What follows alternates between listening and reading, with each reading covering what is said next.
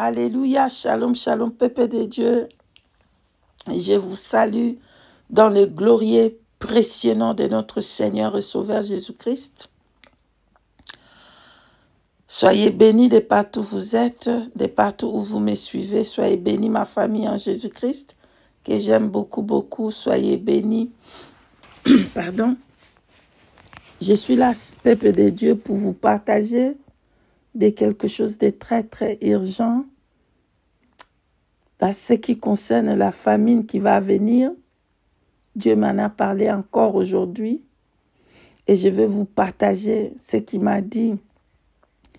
Peuple de Dieu, permettez-moi d'abandonner ce moment entre la main du Seigneur avant de vous donner le message du Seigneur.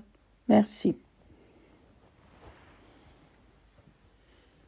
Elohim, Adonai, El Shaddai, le Tout-Puissant, Père de gloire, Père de grâce, la gloire te revienne, l'honneur te revienne. Merci Seigneur Jésus-Christ, parce que tu dis dans ta parole, tu ne fais rien sans avoir révélé ton secret à ton serviteur, Seigneur. Que la gloire te revienne, Seigneur Jésus. Qui suis-je, mon Dieu, mon roi? Qui suis-je, mon Dieu? Que la gloire te revienne, Papa. Que l'honneur te revienne, Seigneur Jésus. Je t'abandonne tout ton peuple, Seigneur. Toi qui prends soin de nous. Toi qui connais même nos pas. Je te recommande toute ma famille en Jésus-Christ. Entre tes mains, Seigneur. Prends soin, Seigneur, pour tous ceux qui ne peuvent pas faire des provisions. Seigneur, tu as dit dans ta parole, ne t'en soucie pas de demain, car c'est toi qui prends soin de demain, Seigneur.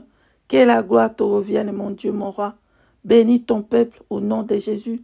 Je ramène toute pensée captive à l'obéissance du Saint-Esprit au nom puissant de Jésus-Christ de Nazareth. Sois béni, sois loué. Dans le puissant nom de Jésus-Christ, j'ai ainsi prié. Amen.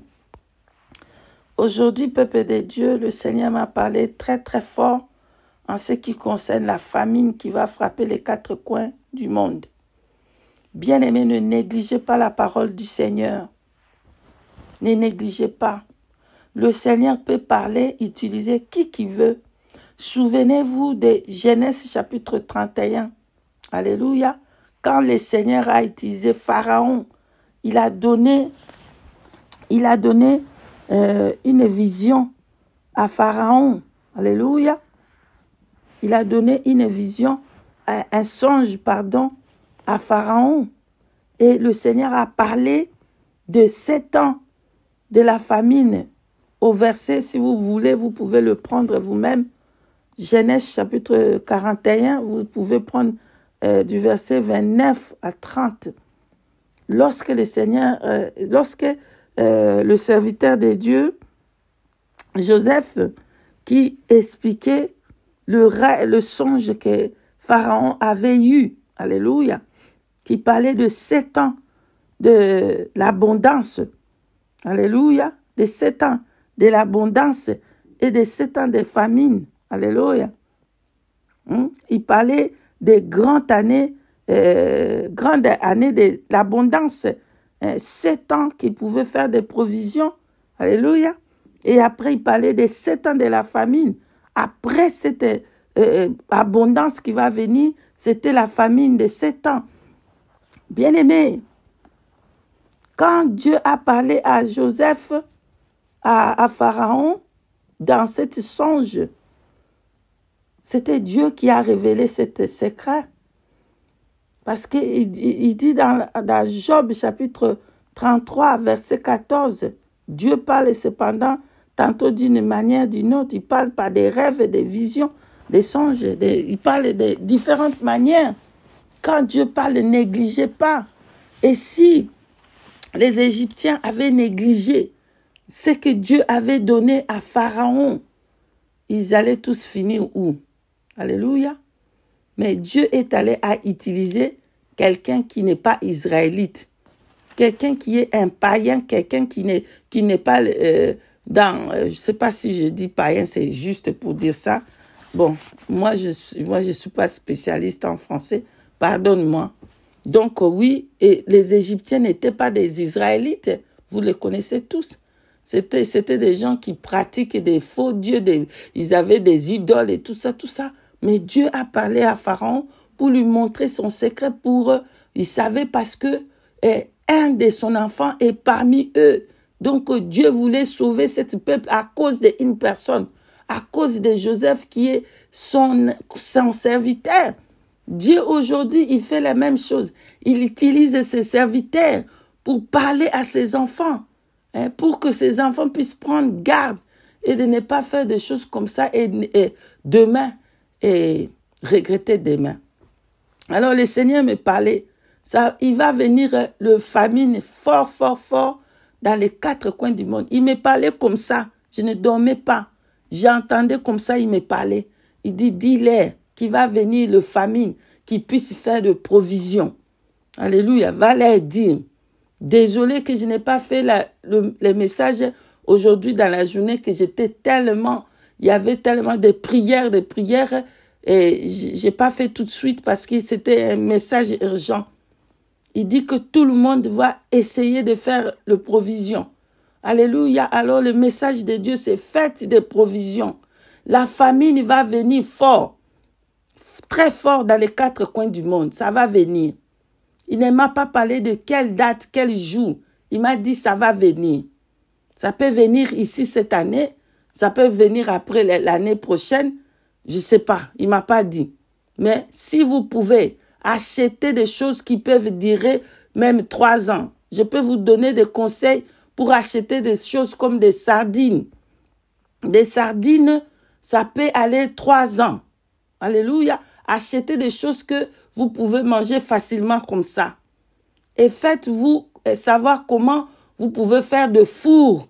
Des fours, si vous pouvez faire des fours avec des bois pour que vous puissiez faire du pain.